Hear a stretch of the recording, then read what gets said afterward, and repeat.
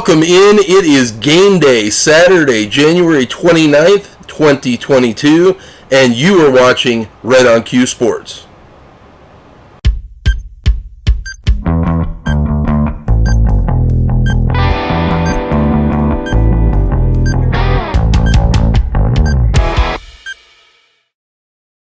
Thank you for joining us on our maiden voyage of this program. We are kicking off this program in the midst of a heated and competitive college basketball season. We're going to go ahead and use this episode to take a look at a couple of games that already took place and then preview the big-time slate of games coming up this weekend, January 29th and 30th. First thing I want to do, though, is kick it off with a couple of Pac-12 matchups because we don't have any real big primetime Pac-12 matchups coming up this weekend. A couple of games that happened earlier in the week. First and foremost, on Tuesday, this team appeared to be looking vulnerable. UCLA slams down the gauntlet, shows the rest of the country the Pac-12 goes through them. They hosted the Arizona Wildcats, number 3 in the country, at Westwood, and LA finally allowed fans in the stands, and you could tell it made a difference. As UCLA, number 7, pulled off the victory at home, 75-59. Now, the Wildcats were second in the country coming into the game in scoring offense. Their fewest points scored prior to this game was 73 against the Tennessee Volunteers in their only other loss. And this UCLA Bruins just stalwart defense held them to just 59 points. That is wildly impressive. That is an elite level of defensive play. Also, UCLA point guard Tiger Campbell is now second in the country in assist-to-turnover ratio. Very impressive. He's rounding his game into form coming down the stretch here. I think if Jules Bernard, Johnny Juzang, and Jaime Jaquez, they're 3 outstanding playmakers, if they can shoot about 40% from the field, maybe just above 40% from the field, and then we continue to see this development from the phenom freshman Peyton Watson, I think this is unquestionably another Final Four run for the Bruins. They are, especially right now, separating themselves in the Pac-12 and looking quite elite.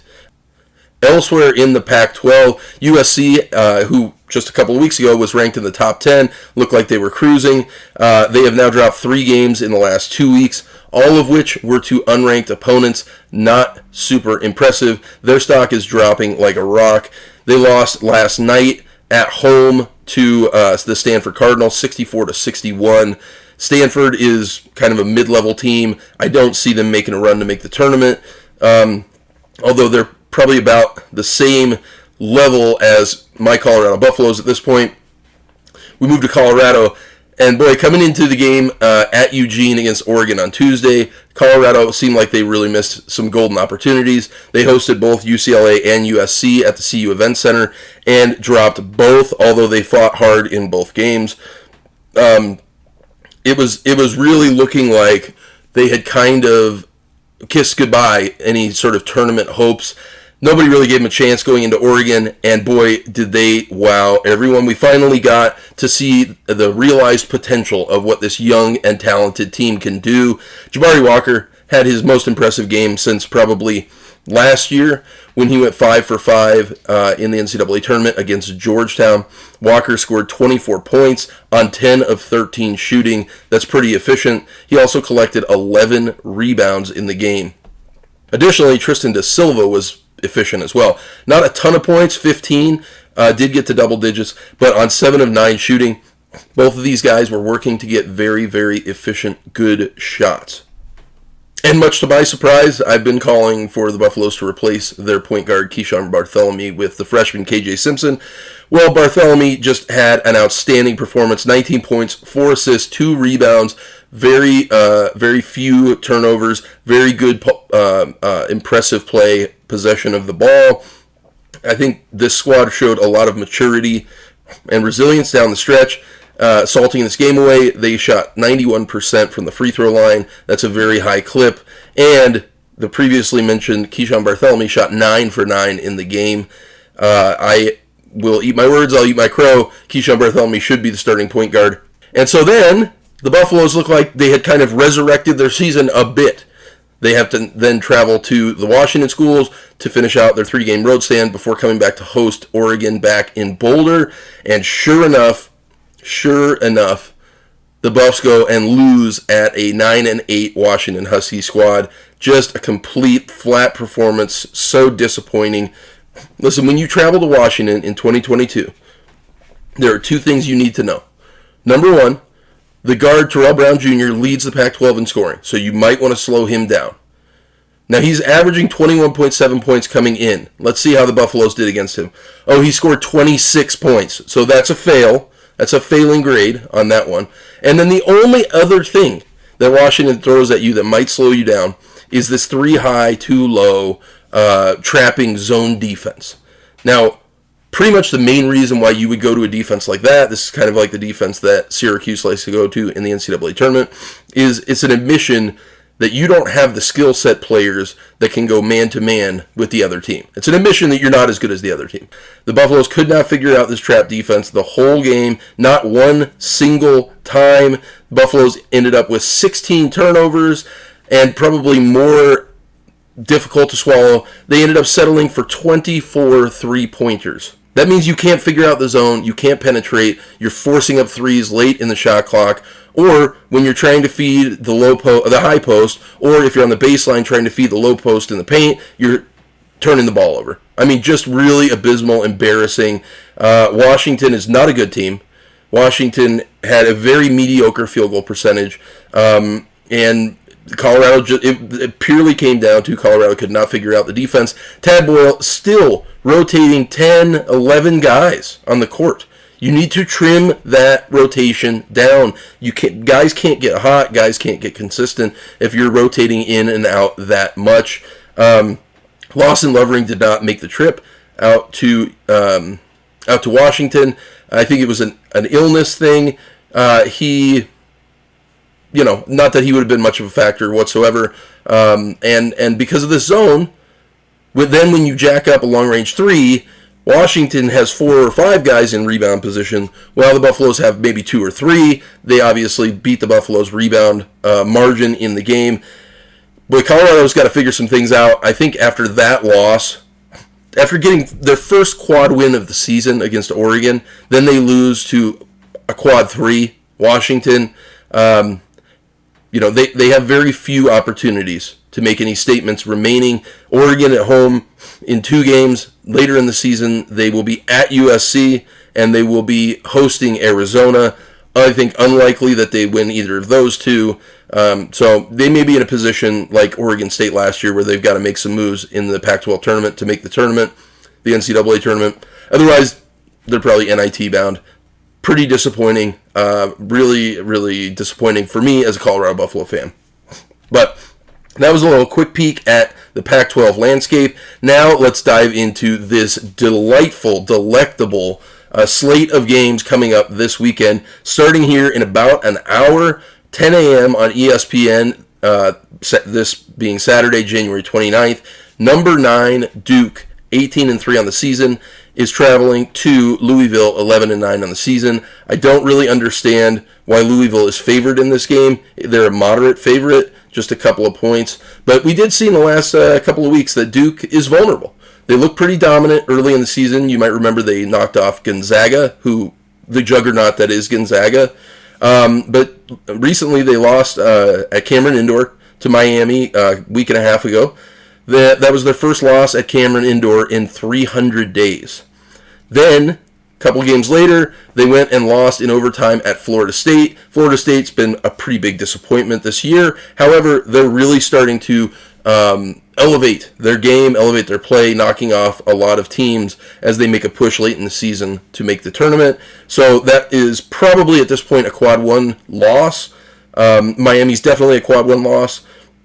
And then most recently, their last game, Duke had to put together an 8-2 run to close out Clemson at home on Monday. Clemson is not a good team. Clemson will not be making the NCAA tournament. I think if Duke were in the Big 12, the SEC, or the Big 10, I think they'd probably have 4 or 5 losses by now, to be honest with you. But they're not. And on the positive side, the freshman phenom Paolo Banchero has now led the team in scoring for 8 straight games. They're settling in a little bit to their roles. He is averaging 20 points per game in that stretch. On the reverse side of that, though, Duke is averaging 15 turnovers in those three bad games. The close win over Clemson, the loss to Florida State, and the loss to Miami. 15 turnovers. On all other games, Duke is only averaging 9 turnovers. I think there's a developing storyline of a little bit of a lack of ball control amongst this Blue Devil squad. Keep in mind, this game kicks off a 3-game road stand for Duke. Their next 2 games are going to be at Notre Dame, who beat Duke earlier this year, and then they travel to their rival, North Carolina Tar Heels. Those are both losable games. Now, I think the final nail in the coffin, why Duke is going to get the win today, Louisville has finally decided to part ways with their head coach, Chris Mack. They had suspended him for 20 days earlier in the season, and he missed 5 games. I'm going to sort of read this directly for you. This is just kind of a press clipping about the situation, in case you are unfamiliar. So basically, about an hour after announcing Mack's suspension on August 27th of last year, his former assistant and just overall kind of shady dude, Dino Gaudio, was sentenced to 1 year of probation and a $10,000 fine for attempting to extort Coach Mack. Basically, the story goes as this: when Mack told Gaudio in last March, that he would not be extending his contract, Gaudio threatened to go public with NCAA violations and that the program had committed. Mack recorded the conversation and turned it over to the Louisville administration, which spawned yet another NCAA investigation into Louisville. You may remember they had the investigation a few years ago as a result of Rick Pitino. That turned into like an FBI case. That was a whole disaster. Mack was in his 4th year coaching the Cardinal with a 68-37 record, but they only had the 1 tournament appearance a couple of years ago. Like I said, I think Duke will get this win, but keep an eye on the turnover situation for Duke as they walk through this 3-game road stand. Our next game, we kick off the Big 12 SEC Challenge at 10 a.m. here in about an hour on ESPN2. The number 19 LSU Bayou Bengals, 15-4 on the season, are favored at TCU, who's 13-4 on the season out of the Big 12. These two teams have been a complete surprise, I think, both of them this season. LSU was better last year. They went 19-10 on the season, but they started off this season 12-0, very impressive. However, now they've lost 3 games in a row, 2 of which were to unranked teams. As for TCU, last year they had finished 12-14, a really poor performance, but they started off this season 12-2, matching their win total from all of last year in just 14 games. Head coach Jamie Dixon, I think, has done a marvelous job with these Horned Frogs this year.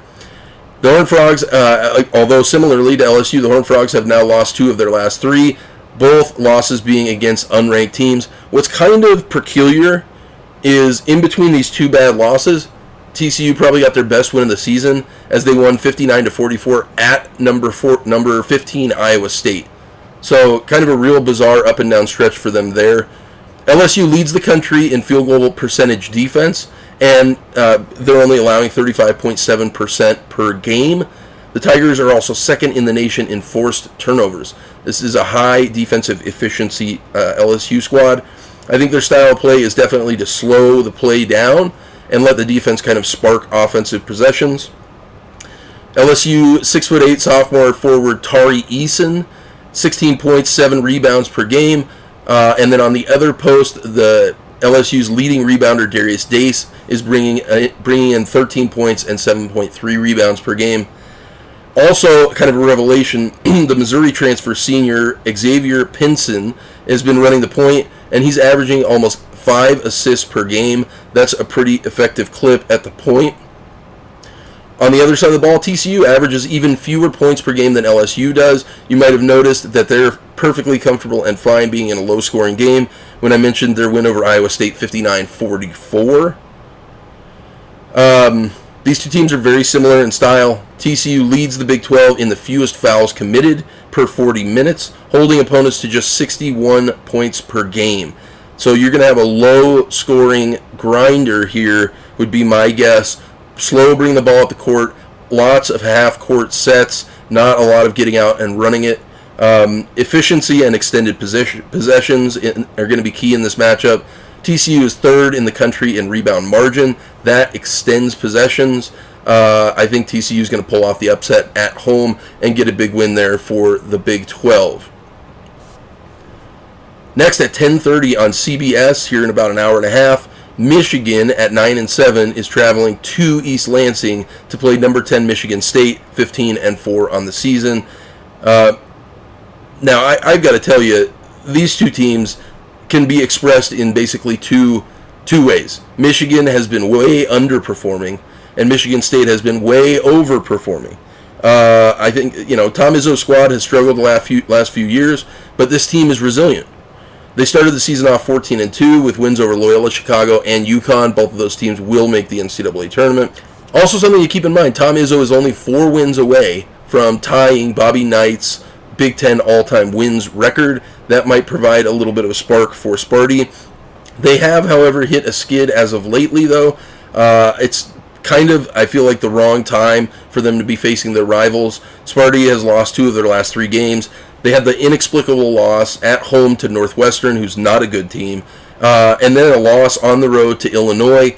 You might say, well, Illinois is a good team, but they didn't play Kofi Coburn or Andre Curbelo. Far and away, their 2 best players. That was not a good loss by Sparty. Unlike years past, this Spartan squad doesn't have kind of an all-star caliber player like a Mateen Cleaves. They hold their opponents to just 65 points per game. You're going to want to keep an eye on senior forwards Gabe Brown and Marcus Bingham. They're really kind of the only scoring threats for this Spartan squad. They're going to want to keep the game low scoring and then rely on high field goal percentage from these 2 forwards as they feed the post. Not a single player on Michigan State's team is averaging 7 or more rebounds per game. That's kind of peculiar and curious. This has been, I think, a masterful job this season by Tom Izzo. They don't have a ton of talent, and yet he has got his team back up in the top 10 again, like they always seem to be. But like I mentioned, Michigan State is trending down, and this is right as Michigan is starting to trend up. Michigan started the season off ranked number 10 in the country. This is to my point about them being underperforming. Started the season off ranked number 10. Their first 10 games, they went 6-4, plummeted, fell out of the top 25. Really, really a terrible start to the season. Also, in the 2 weeks from the end of December to January 14th, Michigan lost 3 games in a row and then had 2 games postponed due to COVID. Just a real terrible stretch. Michigan has had a couple of really, really bad, sparse stretches this season. However, since that stretch to January 14th, they've picked up 2 big wins. One over Maryland at home by 19, and then another one at an Indiana squad that will likely make the NCAA tournament. They won that one over the Hoosiers by 18 points. Michigan seems like they're trying to claw their way back into the tournament picture. I think this is a Michigan squad that's going to have plenty of opportunities to either plummet or to flash tournament potential. This game against Michigan State kicks off a stretch of games where Michigan will finish the season playing a ranked team every other game for the rest of the season. Man, the Big Ten is a good conference. Michigan has it laid out in front of them. So, since shooting 36% and going 1 for 10 from 3 in their loss at Illinois, they've been shooting 54% from the field and almost 50% from three-point range. Michigan's shooting a lot more efficient. I think the key for the game for a Michigan upset is that, the Sparty just can't score with them. So if Michigan can get out and score some points, if Eli Brooks and Devontae Jones can get moving the ball, passing out in the open court, and facilitate Hunter Dickinson, who has been on an absolute scoring tear, by the way, lately, I think Michigan is going to pull this upset. This is a game you'll want to go ahead and take Michigan with the points for. Next, in the Big 12 SEC Challenge at noon on ESPN, the Oklahoma Sooners, 12-7 on the year, traveling to the Jungle. This is one of my favorite teams this year. They're so much fun to watch. Number 1 Auburn, 19-1 on the year. Now let's start with a little bit on Oklahoma. Porter Moser, the head coach, is in his first season replacing Lon Kruger. He came over from Loyola Chicago. I think he's done a pretty good job. They really don't have a lot of talent. The cupboard is really pretty bare, but he's going to have his hands full in this game. Auburn scores 10 more points per game than the Sooners do. However, the Sooners are about 5 percentage points better in field goal percentage. This is a real clash of styles, similar to like I was talking about with Michigan State. Auburn is going to want to get up and down the court. They want a lot of fast breaks. They don't care if they miss shots. They want to take a mass amount of shots, and enough of them will go in, whereas Oklahoma's going to want to slow things down. Oklahoma runs a more deliberate half-court offense. I think they really need to avoid getting into a fast-paced game with Auburn.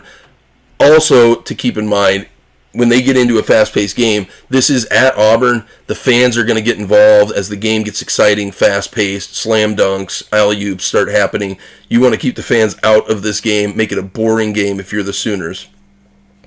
For the Sooners, in the half-court, guards Imoja Gibson and Elijah Harkless have been playing really, really well. Pretty steady ball control between the two of them, and they're both very good facilitators to Tanner Groves under the hoop. Tanner Groves is the big man for the Sooners. He's got pretty good touch for a big man.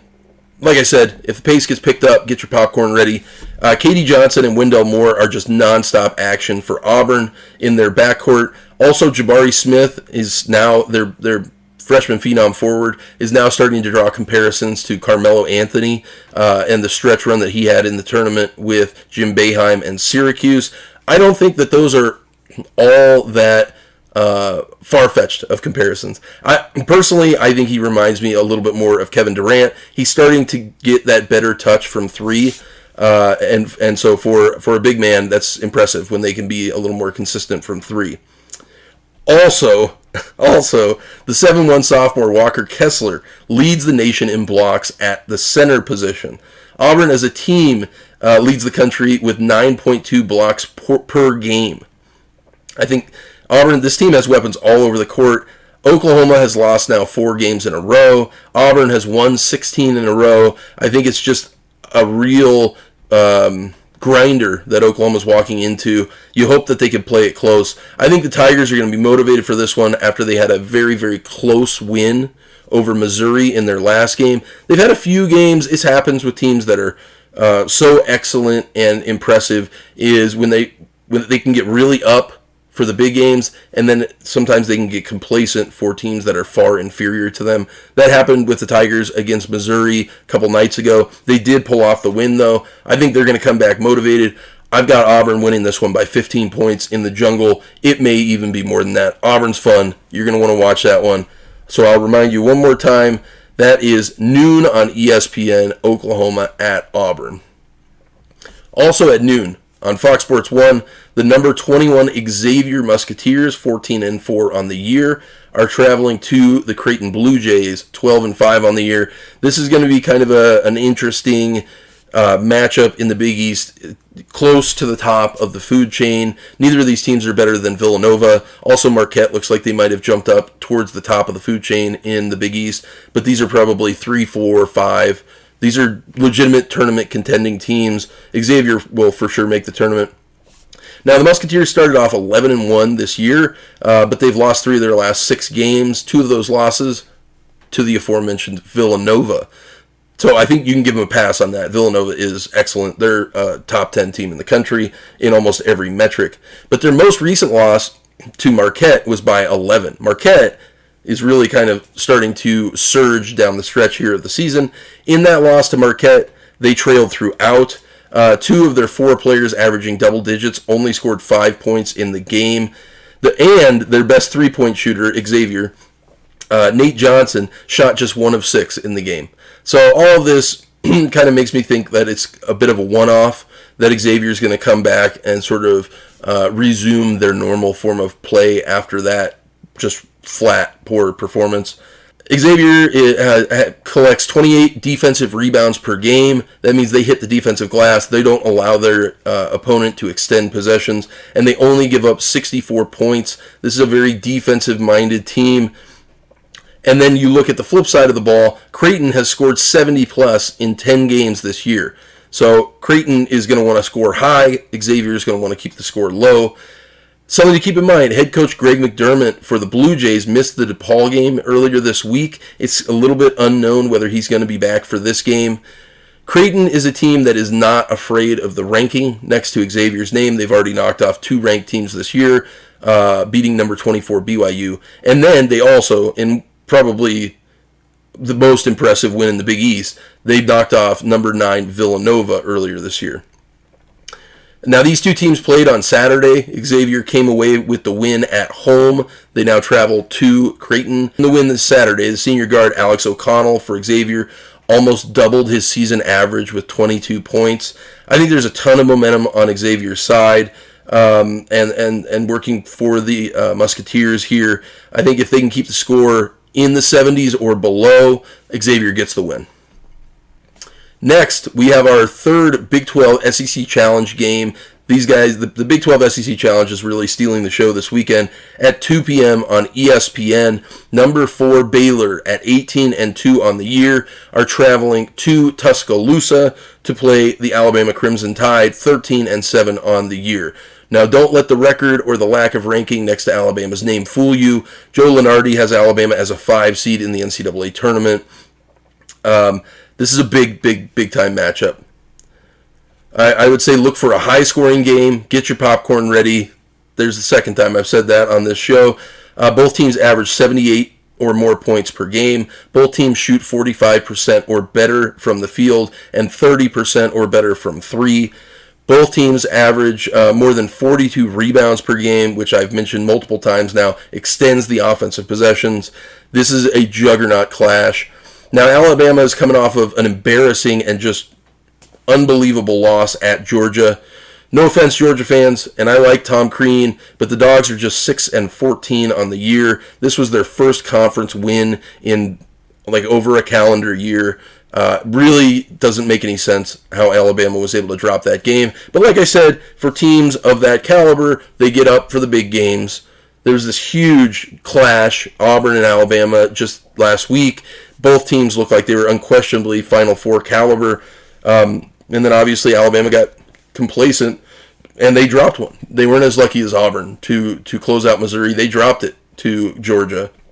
I don't anticipate that that's going to be the situation in this game. That game against Georgia, the officiating was really touchy. The whistle kind of stole the game away from the athletes on the court. I really hate when that happens. But I don't anticipate that'll be the case in this game because you have a prime time, big time matchup here.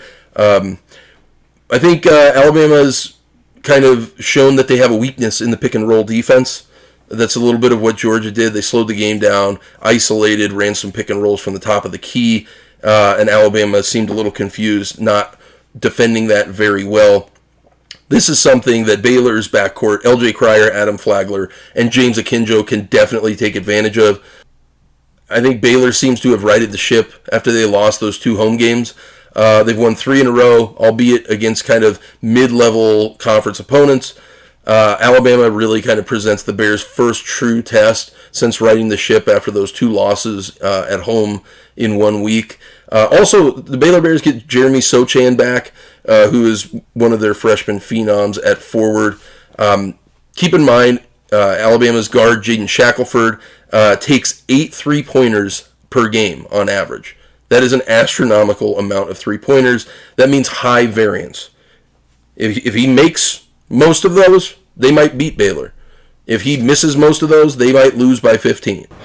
Now, I think Jaden Shackelford and Jahan Quinterly will play efficient ball and value the rock, but they are going to jack up a lot of shots, like I mentioned.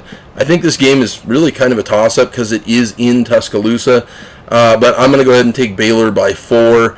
Like I said, high variance. I would not bet on this game with the high degree of variance. The Crimson Tide play at Auburn, and then they host Kentucky in their next 2 games.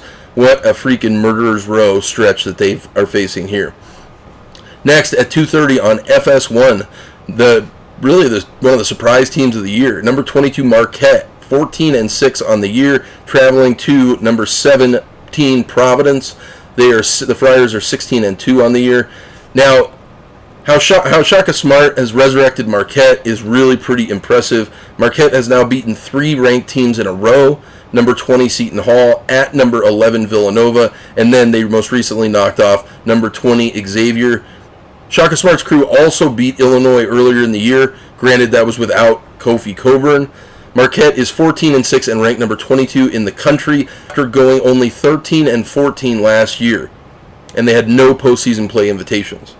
So what has changed? Well, on March 26th of last year, the Golden Eagles hired Shaka Smart from Texas. Marquette has won 7 games in a row now. They're ranked for the first time in 5 years. They're led by their senior guard, Daryl Morcell, who transferred from Maryland last year. But their best player is the freshman forward, Justin Lewis. 17 points per game and 8 rebounds on top of that. Much of this team is new. I think the coaching job that Shaka Smart has done is nothing short of incredible. Like I mentioned, Marquette beat Providence earlier this year. They beat them by 32 points. That's just a straight-up beatdown of a very good Friar squad.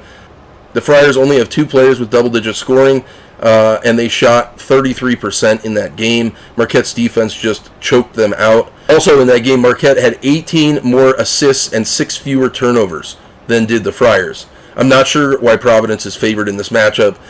The last time they played, it was just a straight-up beatdown. The Friars just flat-out don't have the scoring to keep up with Marquette. You want to take Marquette probably by 8 in this game. It might even be more than that. Our next game in the Big 12 SEC Challenge, this one is going to be a fun one. I think this is probably the biggest game of the weekend. At 4 p.m. on ESPN, number 12 Kentucky, 16-4 on the year, traveling to Fog Allen to play the Kansas Jayhawks, number 5 in the country, 17-2 on the season.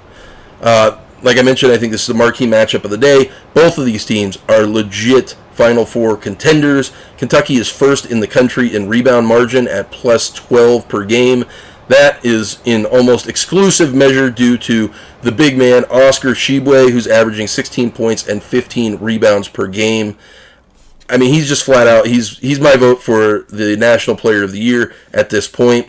The Wildcats are also fifth nationally and first in the SEC in field goal percentage. That means they're working for good, efficient shots. I think this is a mature team with plenty of explosiveness. This one is going to be fun.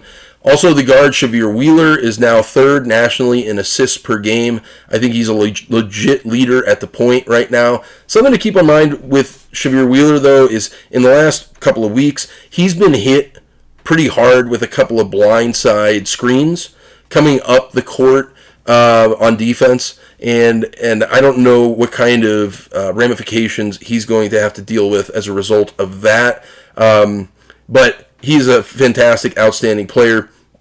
He's averaging 6 assists to just 2 turnovers in the last 4 games. All of those opponents are net 50-plus opponents. That's pretty impressive play against primetime opponents.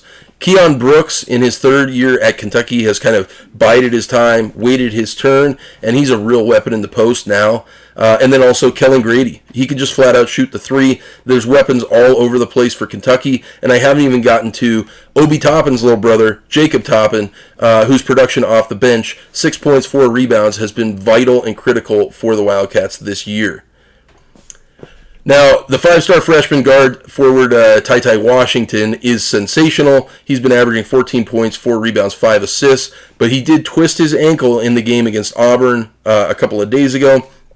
He didn't play in their game against Mississippi State earlier this week. Hopefully he'll be back, but we don't really know if he's going to be back for that. For the Jayhawks, they've won 13 of their last 14 games, their only loss being to Texas Tech, who is looking like an Elite 8 caliber team at this point. Ochai Agbaji, the guard, is leading the Big 12 in scoring at 21.3 points per game. Christian Braun all of a sudden decided to reappear. He's shooting 32% from 3, which is really stretching the court for the Jayhawks. I think this is very much kind of a guard-led team, but the real matchup that I'm looking forward to, you know me, I'm a guy who likes physicality. The real matchup I'm looking forward to is under the hoop. Oscar Tshiebwe, who goes 6'9", 255, and David McCormack, 6'10", 250. These are giants that are going to be bashing against each other under the hoop. These two are both scrappy players, and they both like to work in the post. So you're going to see multiple times in this game, the guards will feed the post, and they're going to go one-on-one. So that's going to be a fun matchup to keep your eye on. I mentioned Chibwe is averaging 15 boards per game. McCormack has 2 15-rebound games in the Jayhawks' last 3 games. So they're going to be battling to score, battling for rebounds. I wouldn't be surprised if the two of them get into foul trouble, because this is just a straight-up man fight under the hoop. Kansas has 5 players shooting 50% from the field. That's pretty efficient, pretty effective. The Jayhawks bring too much diversity in scoring, ultimately, I think, for the Wildcats to handle. I think if Ty Washington doesn't play, then I've got Kansas by 10. If he does, I think it'll be a much closer game. So we'll be keeping our eye on that. Then at 4 p.m., we continue with our Big 12 SEC Challenge on ESPN2. The Mississippi State Bulldogs, 13-6 on the year, traveling to the aforementioned Elite Eight caliber, number 13, Texas Tech Red Raiders at 15-5 on the year. Now, both of these teams have interesting kind of trails that have led them here. After Mississippi State went 18-15 last year, they made it all the way to the NIT Championship, only to lose to Memphis at Madison Square Garden. So kind of hopes were really high for Mississippi State coming into this year. I'm trying to remember, I think they picked up a 5-star recruit as well. And then they started the season off 10-3. Not great, probably didn't meet the expectations of the fans, but that's a pretty good start. However, now they've lost 3 of their last 6 games, 2 of which, you're sensing a trend here, were to unranked opponents. In this last stretch here, I mean, the junior guard, Iverson Molinar, has been really the only threat. Molinar has scored almost 40% of Mississippi State's points in their last 5 games. He's averaging 28 points per game. That's impressive, but you got to be able to diversify your scoring. He's a great player. He has real potential to play in the NBA. But I think this is just the absolute wrong time for them to roll into Lubbock. The Red Raiders are up to number 13 in the polls, behind 3 wins over top 15 teams in the country just this month. They beat Kansas, who was number 5 at the time. They won at number 1 Baylor, ending their undefeated season. And then they also beat number 15 Iowa State. Now, they did all of this with one of their best players, in my opinion, their best player, Terence Shannon, dealing with a back injury. He's played limited minutes in some games. He's been out of some games. But in his stead, the senior Bryson Williams, the transfer in from UTEP, has really stepped up. He's had double-digit scoring in each of the last 5 games. And he had 33 points in Tech's overtime loss to Kansas just the other day. At 6'6", 210, the guard Kevin Mccullar leads the team in both rebounds and assists. He's a player you're going to want to keep your eye on. I think Terence Shannon should be back for this game. I really hope that he is. I think this team is really constructed similarly to the Houston Cougar squad from last year that made the Final Four. They like to either in man or in some kind of amoeba zone. They switch everything. A lot of other players are similarly sized. They go 6'6" to 6'9", 220, somewhere in the ballpark there. Long, active hands in the zone. It's a very fun team to watch. They also brought in Kevin O'Banner from Oral Roberts in the offseason. He's been kind of their bulldog under the hoop, trying to get rebounds. You might remember O'Banner and the nation's leading scorer, James Asmus, last year. That Oral Roberts squad knocked off Ohio State in the first round, and then I believe they won in the second round as well, making kind of a miracle Sweet 16 run for Oral Roberts. Like I mentioned, he's going to bring the physicality in the post. I really don't see Mississippi State hanging long in this game. If Molinar goes off for 30 points, then I think they might have a chance. But I've got the Red Raiders by 10 here. I think, you look at these games when they do the conference matchups, and sometimes you're like, man, I wish they could have reorganized and had this team play that team, or vice versa. It'd be cool to see Texas Tech play Auburn, or for Baylor to play Auburn. Instead, we have Oklahoma playing Auburn. And so, hopefully they're competitive games. I think a couple of them might get out of hand. That's one I would keep my eye on that might get out of hand. Then at 6 p.m. on ESPN2, number 7 Houston Cougars at 17-2 on the year are traveling to the UCF Golden Knights, 12-5 on the year. Now, Although Houston has dealt with some injuries, they've been able to remain a dominant team in the American Conference. The Cougars are third in the country in field goal percentage defense, allowing just 36.4% from the field. And they hold their opponents to just 56 points per game. Stifling defense is what's allowed them to overcome kind of the injury woes that they've been dealing with. Keep in mind Marcus Sasser, their best player, again, in my opinion, and really their only returning player from last year's Final Four run, out for the season with an injury. So the defense has had to step up. I think Kelvin Sampson has done a really masterful job creating opportunities for the other guys and allowing them to lean on their defense as they go through this stretch of a little bit of uncertainty. In the last 6 games since Sasser went down, Fabian White has improved his production to 13 points and 6 rebounds per game. Also, Kyler Edwards has stepped up to 19 points and 6 rebounds as well. So it's kind of a next man up thing going on for the Houston Cougars. Like I mentioned, the Cougars defense is just a spider web, so long and rangy players in the zone. They're collecting 9 steals per game. Houston currently sits 2 games ahead of the next best team in the American Conference standings. However, at 2.5 games back from the Cougars are the Central Florida Golden Knights. This will be a tall task, yes, for the Golden Knights, but they do get Houston at home. And they've only lost 1 game this whole season at home. So I think it could be a competitive game. UCF certainly has motivation here because they can pull themselves into striking distance in the American Conference.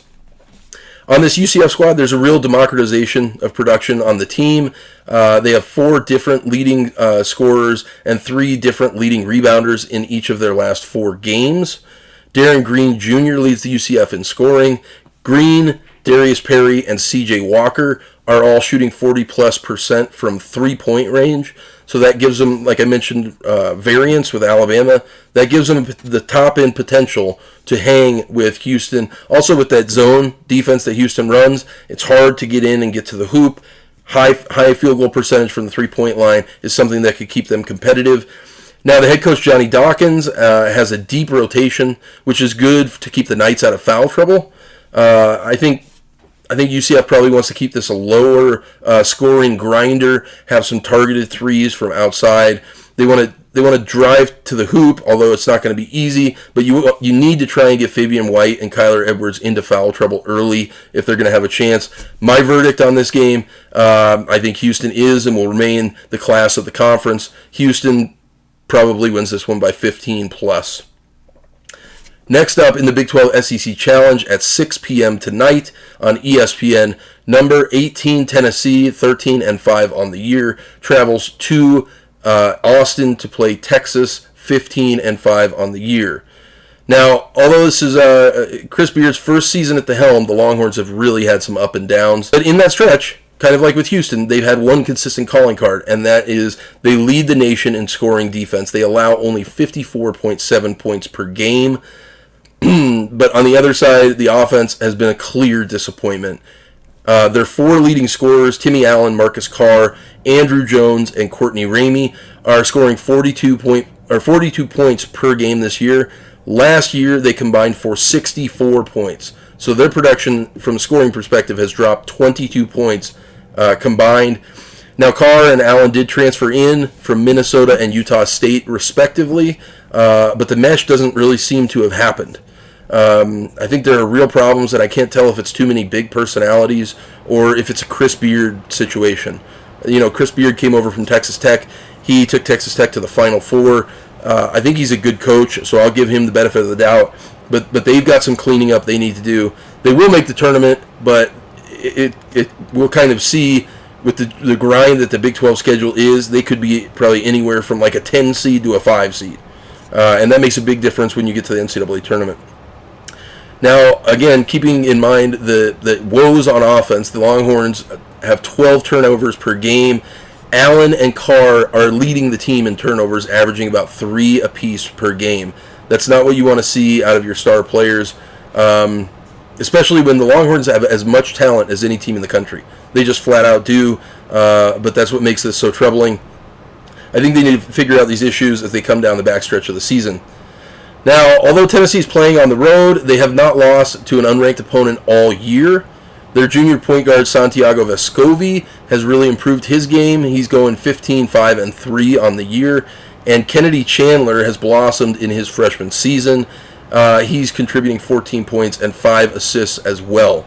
I think this is a very well-coached team under Rick Barnes. Something to keep in mind, Rick Barnes, the former coach of Texas, there may be some added incentive that he's motivating his team because Texas fired Rick Barnes several years back. The guards play a high-low style of ball, feeding the paint with Fulkerson and Nakamura. I'm a bit puzzled by Texas being favored in this game. I guess maybe just because they're at home. I think if you want to take a game to put your money on, I would take the road dog. Tennessee, I think, gets the win here. Then we move to Sunday's action, and this is the big Sunday Big Ten. Okay? At 10 a.m. on CBS, number 16 Ohio State travels to number 6 Purdue in a clash of juggernauts. You may remember Ohio State beat Duke earlier this year. Purdue 16-3 on the year. I think this is going to be a fun one. You have 3 of the leading candidates for the Big Ten Player of the Year showcased in this game. The first being Trayvon Williams, who's coming off of just a flat-out dominant performance in limited minutes on Sunday. He collected his 6th double-double of the season, and as the Boilermakers cruise to a 20-point win over Northwestern. Purdue is second in the country in rebound margin at plus 12. That's obviously due in large measure to Williams, but also Zach Edey, the 7'4 center from Toronto. The two combined for almost 17 rebounds per game. Another thing to keep in mind, Edey leads the country in field goal percentage. 7'4", they're getting him to a good spot on the court, feeding him, and he's getting really, really easy shots or dunks at the hoop, layups, dunks, etc. Jaden Ivey at guard has shifted gears sort of later in the season here. After averaging just 14 points per game, he's now pouring in 17, 19, and 21 in their last 3 games respectively. However, as his point production has gone up, his shooting percentage, his field goal percentage has dropped to 38%. That might be something to keep an eye on. Is there going to be a production drop-off as he increases his shooting, but the percentage of made baskets goes down? We will see on that one. Now, they lost at Indiana last week. Ivey had 2 crucial turnovers late in the game, and Williams was held to just 2 points on 1 of 4 shooting. That was a kind of an aberration. Indiana is going to make the tournament, so I don't think that is all that much of a referendum on this squad. Now, Williams was limited in large part due to the Hoosiers going to a very small lineup, 3, sometimes 4 guards on the court, and really spreading the court out. I think this is something the Buckeyes can sort of hang their hat on and take advantage of. Ohio State has 5 guards that are averaging 10-plus points per game, and they don't really have a big man underneath the hoop. Their big man is E.J. Liddell, and he's a kind of a guard forward, but definitely a contender for Big Ten Player of the Year. They like to play 3 guards and 2 forwards, but I could see them going to 4 guards and 1 forward if necessary. That 1 forward will always be E.J. Liddell. He is almost never off of the court. Now, while Ohio State is deep, their production really isn't. E.J. Liddell, like I mentioned, is 3rd in the conference with 19.4 points per game and leads the team in rebounds as well, 7.3 per game. Ohio State is shooting 48.3% as a team. They are a deliberate team on offense. They like to select good shots. I think this game will be much closer than projected. If Liddell can stay out of foul trouble, I see this game coming down to the wire. Keep in mind that Ohio State has already beaten, like I said, Duke and a very, very good Wisconsin team this year. I'm going to give the nod to Purdue at home, but I think it could be a much closer game than people are predicting. And finally, at 11 a.m. on the Big Ten Network, which is a Fox affiliate, the Minnesota Golden Gophers 11-5 on the year, and traveling to number 11 Wisconsin 15-3 on the year. Now, obviously, Johnny Davis is the straw that stirs the drink. He's probably the leader in the clubhouse for Big Ten Player of the Year right now. 22 points per game, 7 rebounds per game. This is a team that really likes to value the rock. Wisconsin has the 2nd fewest turnovers per game in the country. Brad Davidson is a great spot-up shooter and one of the best free throw shooters in the country, which is very beneficial when you're trying to salt away close games at the end. Wisconsin, like I mentioned, has a very legit Player of the Year candidate and is one of the most efficient teams in the country. I think this one will be tough for Minnesota on the road. In Wisconsin's loss last week to Michigan State, the Spartans made Wisconsin's supporting cast shoot 50% of the shots. Davis and Davison shot the other 50%. So the supporting cast only shot 34% in the half of the shots that they took, while Davis and Davidson shot 50% in the half that they took. That seems like a winning strategy to sort of make the rest of the team beat you instead of the two premier players. They also, Michigan State also only allowed Wisconsin 11 free throws in the game. So they played a very smart game, not getting a lot of shooting fouls. Now, something off the court to keep in mind, Wisconsin freshman Chucky Hepburn's brother was shot and killed earlier this week. So that may be something that's weighing on the Badgers squad coming into this game. Minnesota commits the second fewest fouls per game in the country at 13.5. I told you that was a little bit of the key to Michigan State beating Wisconsin. So Minnesota has the ability to keep them off the free throw line if they are deliberate about it. I think it's a fundamental way to remain competitive if you are overmatched talent-wise. Minnesota has done much better than expected this year, especially after their star, undeniably far and away best player Marcus Carr transferred to Texas, and they fired their head coach Richard Pitino in the offseason. Pitino is now the head coach at my alma mater, the New Mexico Lobos. So they've done a lot better than expected, but they are not deep. They just flat out are not deep. Their two leading scorers, Peyton Willis and Jamison Battle, are averaging 36.5 minutes per game. They almost never come off the court, just like E.J. Liddell. Now, Peyton Willis orchestrates the offense from the point and also leads the team in steals on defense. I think the only way Minnesota has a chance is if they can keep the score low, really avoid fouling, that needs to be a priority, and get good shots from Battle. I think Wisconsin ultimately wins this one at home by 12 points, but I'd like to see it a little more competitive. And you kind of see, in sort of midway through conference play, that a lot of these games are a lot closer than you would think that they would be. So let's do a quick little recap here. Again, Saturday, 10 a.m., number 9 Duke at Louisville, number 19 LSU at TCU, and Michigan at number 10 Michigan State. At noon on Saturday, Oklahoma is at the Jungle to face the number 1 team in the country, Auburn. Number 21 Xavier at Creighton. At 2 p.m., Baylor, number 4 in the country, at Alabama. At 2:30, number 22 Marquette at number 17 Providence out of the Big East. At 4 p.m., number 12 Kentucky at number 5 Kansas.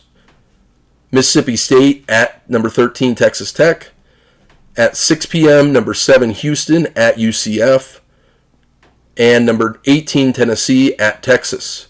Then on Sunday at 10 a.m., on CBS, number 16 Ohio State at number 6 Purdue, and at 11 a.m. on the Big Ten Network, Minnesota at number 11 Wisconsin. What an incredible slate of games. What an incredible day of basketball. I've got some buddies coming over. We're going to get our popcorn ready, maybe crack a couple of cold ones, and we are going to be watching college basketball all day. It's going to be a fun one. Keep your eyes on this weekend's action in college basketball. Thanks so much for joining us on the maiden voyage of Right on Cue Sports, and we're out.